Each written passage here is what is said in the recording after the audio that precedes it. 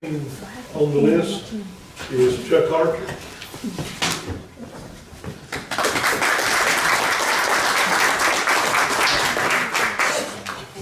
Thank you very much. Once again, my name is Chuck Archer. For those of you who were here last month, you got a little bit different rendition because my wife came up. I can't match her. I've been trying for 37 years and we've been married. She's the love of my life. What are we looking at? We're looking at a world that's upside down, where bad is called good, good is called bad. I think if you look in Scripture, you'll see that someplace. We shouldn't be surprised. What do we need to do? We need to stand up strong and we need to fight.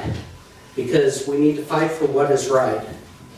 If you take a look at each thing that is happening up in Washington, whether it's the impeachment, whether it's the Comey and McCabe and what happened with the Russia investigation, you will see that it's really a battle of good and evil.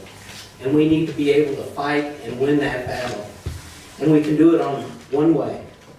And that is realizing who is in control in this nation.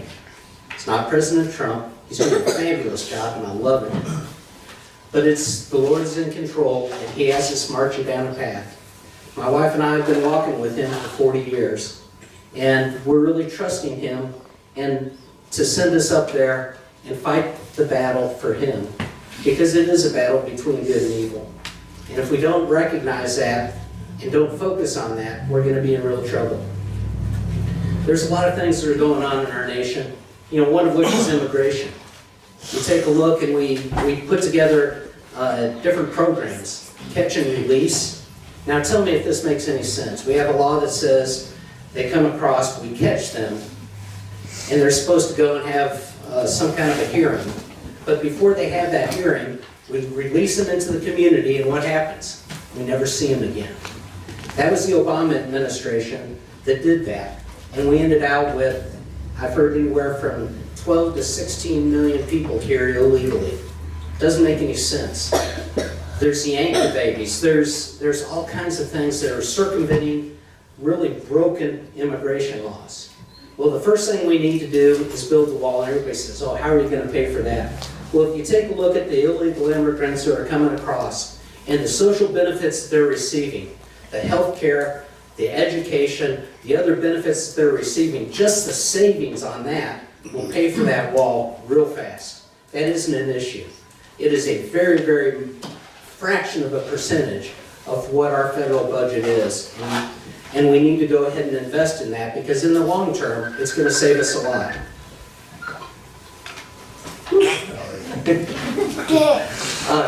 So we need to go and build the wall, stop the flow of illegal immigrants. We also need to do things like outlaw sanctuary cities. When there's a sanctuary city, what that is it's a magnet for illegals to come and hide from the law, to take that illegal activity and hide from the law. Now we need to be careful with the words sanctuary cities, sanctuary counties. There have been quite a few, Henderson County, Haywood, I'm not sure whether they're down here in McDowell County, that said sanctuary gun cities. That isn't to hide people doing things illegally with guns from the law. Just the opposite. It's to reinforce our Second Amendment rights and our rights under the North Carolina Constitution to the right to bear arms. If the government takes that away from us, the next thing they'll take away is our right to free speech and all of our other First Amendment rights. They will strip us. Take a look at what's happened to Venezuela. Take a look at what happened in Nazi Germany. The first thing they did is they came and they took away the guns. And we need to protect our Second Amendment and not budge on it. What's happening up in Virginia right now with 10 different bills chipping away at our Second Amendment rights is unconscionable. And we need to fight it. We need to fight it before it ever happens. We need to fight it in the court and get it proven unconstitutional. And speaking of courts, look at what President Trump is doing. I heard that we're up to 192 federal judges. We need to keep marching down that path. He gets another 4 years, which I firmly believe he will, and we're going to go and have several hundred, hopefully 300 or 400 judges confirmed, and that's going to change our nation for the next 20 years, especially if we get to be able to replace Ruth Bader Ginsburg, a very, very liberal Supreme Court justice. I can't express to you the emphasis that we have on making sure that we proceed forward and get President Trump reelected. From what I'm seeing as I go across the 17 counties is a huge amount of enthusiasm for President Trump, and I'm predicting that he's going to get reelected in a landslide, and we need to be right there pushing him along. And then when we get up to Washington next January, we need to be supporting his agenda and keeping the Democrats from trying another round of impeachment, which they will do. There's other issues out there. Take a look at healthcare. I was just talking to somebody, and I forget exactly who it was, who said when Obamacare went into effect, their insurance premium was $300 a month. Now it's over $1,500 a month. It's gone up by a factor of 5 in a 10-year period. I was talking to a doctor and his wife in West Asheville. When Obamacare came in, not only did they get their compensation cut by 2%, but they added regulations requiring additional reporting, absolutely non-medically related, that have to go to the federal government on each patient, that added at least 5 minutes to every visit and reduced the number of patients they could see by 2 every day. That adds to the cost of our health care. Healthcare is one of the most regulated industries that we have in this nation. And if we don't cut the regulation in healthcare, we're never going to see the savings. That goes for drug prices, that goes for hospitals, that goes for all the different services that we pay for with insurance. There's something in government that I refer to as unintended consequences. And that is where the government decides something and it causes something else to go out of whack. Have you ever seen that?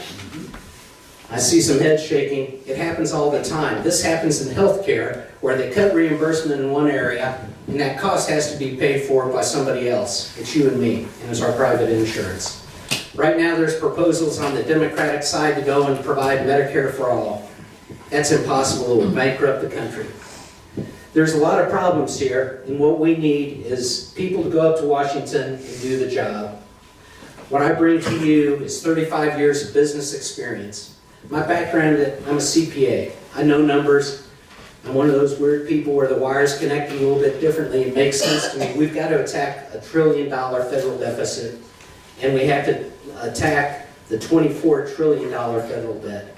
If we don't start doing that really, really soon, we're going to get in a lot of hot water. Our kids will never be able to pay for the government that we have. And we're going to see we're stealing from them. So 35 years of business experience. I know how to set a budget. I know how to achieve a budget, hire people, get results, and I expect that of my government. And you should too. When you send me up to Washington, I'll go up there with fire in my belly, with a spine of steel, and we'll get things done. My name's Chuck Archer. I would appreciate your consideration. When you go into the polling booth, I would like your vote.